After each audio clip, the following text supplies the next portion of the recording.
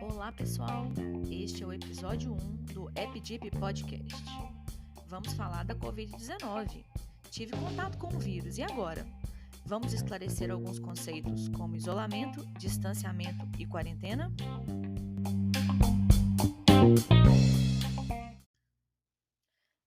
Desde o início de 2020, quando a pandemia de Covid-19 foi declarada pela OMS, a Organização Mundial da Saúde, temos vivido uma crise sanitária global sem precedentes.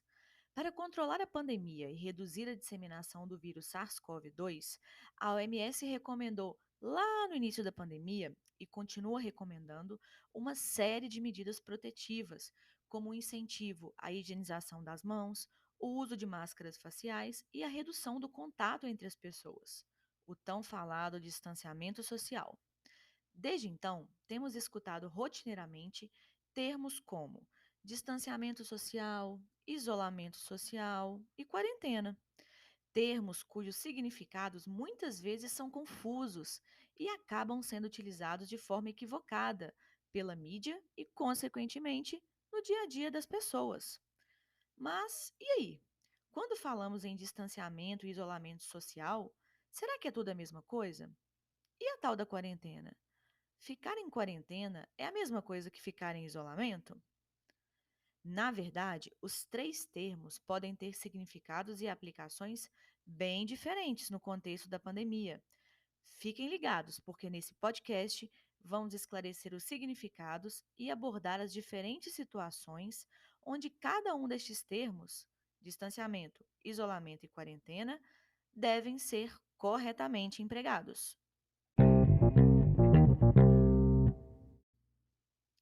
Vamos começar falando do termo distanciamento social, que é considerado uma das medidas não farmacológicas mais eficazes na prevenção da Covid-19, juntamente com o uso de máscaras e a higienização das mãos. O termo distanciamento social se refere basicamente à diminuição da interação física entre as pessoas de uma comunidade, com o intuito de diminuir a propagação do vírus. Como a Covid-19 é transmitida de forma direta, ou seja, de uma pessoa para outra, por meio de aerossóis e secreções salivares respiratórias de pessoas infectadas, o simples fato de restringir o contato físico entre as pessoas de um determinado local dificulta a disseminação do vírus. O distanciamento social é uma estratégia particularmente importante para evitar que pessoas já infectadas, mas assintomáticas e que ainda não sabem que estão infectadas, acabem disseminando o vírus para outras pessoas por aí. Entre os exemplos práticos de aplicação do distanciamento social, podemos citar as restrições e limitações de circulação de pessoas em restaurantes, comércio, festas, o fechamento das escolas e a suspensão de eventos que promovam a aglomeração de muitas pessoas. Nesse caso, ocorrem limitações, mas não a proibição da circulação das pessoas. Vocês já ouviram falar no termo lockdown? Pois então, lockdown nada mais é do que um caso extremo de distanciamento social. Em tradução livre, o termo em inglês lockdown significa bloqueio ou confinamento e é considerado uma intervenção rígida aplicada a uma determinada localidade com o objetivo de reduzir drasticamente o contato social e que tem se mostrado bastante útil nos contextos de altas taxas de transmissão do vírus e descontrole da pandemia. Nesta situação, temporariamente, as pessoas só podem sair de suas residências para adquirir suprimentos básicos, serviços de urgência ou atendimento hospitalar. E para finalizar, e a tal da quarentena? A quarentena pode ser considerada uma espécie de isolamento social preventivo, quando existe alguma possibilidade da pessoa ter se exposto ao vírus.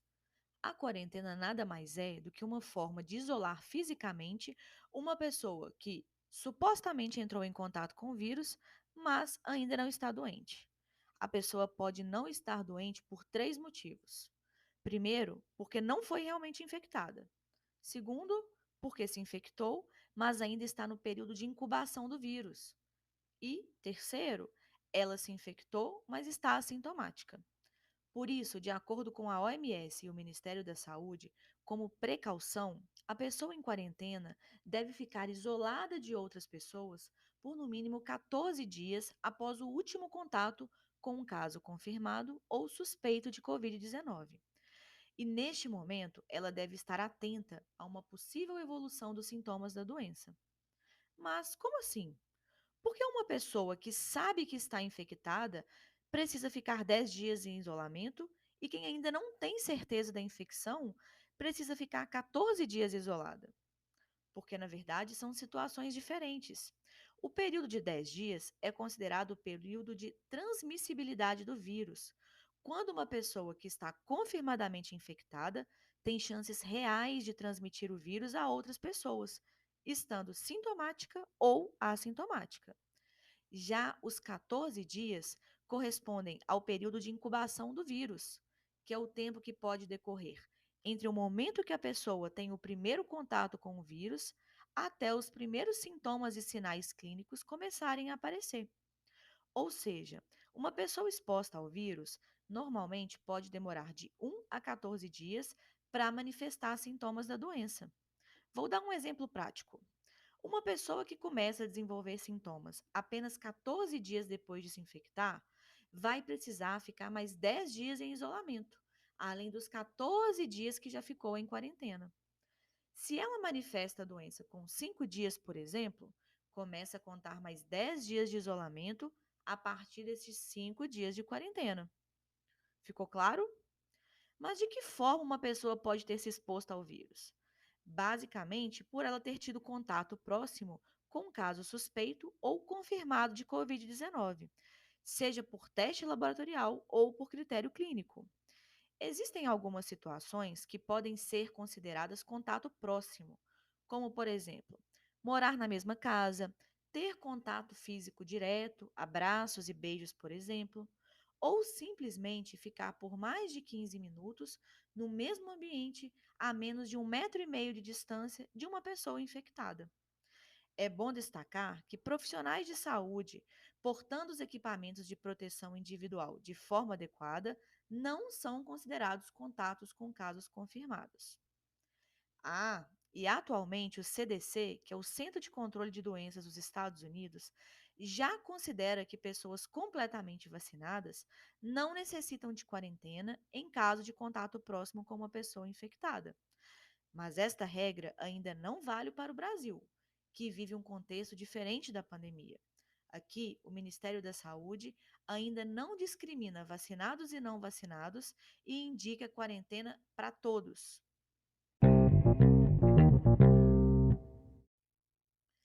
Espero que esse podcast tenha esclarecido estes conceitos que tanto temos escutado por aí nessa pandemia.